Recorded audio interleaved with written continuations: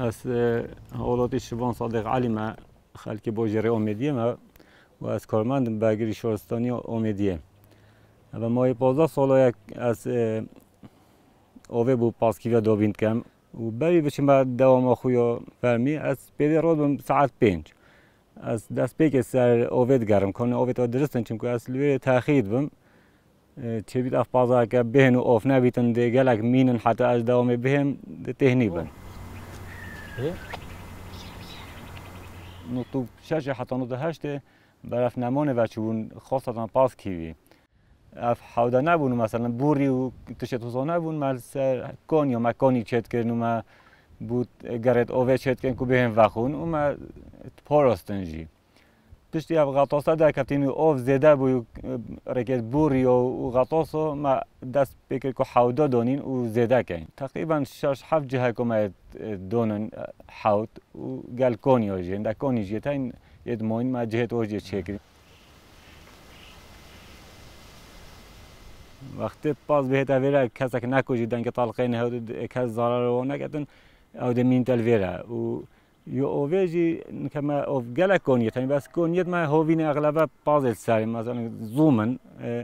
پاس کیوی نششی تویره اوه وقتن وقتی جایی که اوزا هبیتن ده همین قصد اویره کن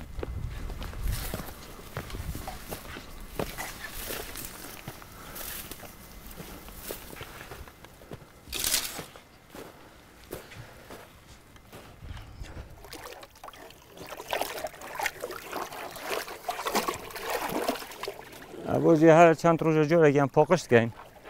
چون که پیز بید آخت گلیش تنه هوا گلیش آتینیته اگر نه پاکشت کن اوجی حشو با پاکشت کن اگر چند روز که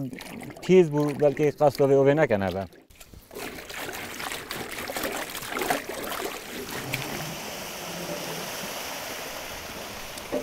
خود آلمانجا بنا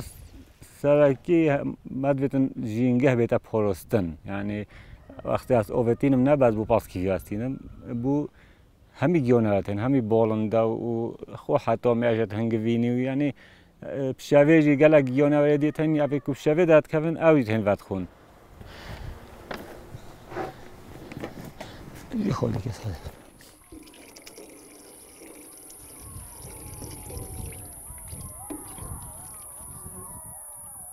نه پاکوزه اویج بیره تیتن خود نوع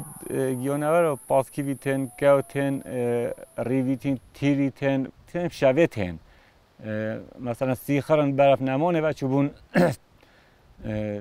که اوجی هدیه زیادت بن قرباش کن سیخران افتش توس آجی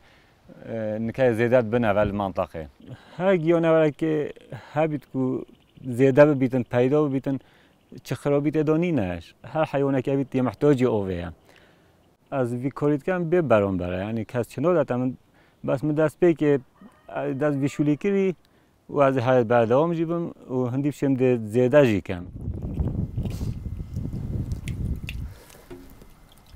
او هندک حاود نزدیکی مولا مهین گلک جورا او پیش مباشی سخت کرده که افته هیا که افت چیته نو چیته بیجی تامن آن هکته نبیجی او حنفیات کتر اوج حسیات کدو حس کد ببینی تو حس کد تو هنو چونو پازا ببینی تو یا تایرو تشتو اوجی پونه امیدیه خلک امیدیه ام پونه خود پرزی یعنیش دار برینهش نیچیرش و تشتو همیا هر گندگی پونه خویه هر کسی جیب کیف خویه پونه خو بس از حس کم هر کسی که پونه گنده خو باجر خو پرزیتن دوکی ویراله هستن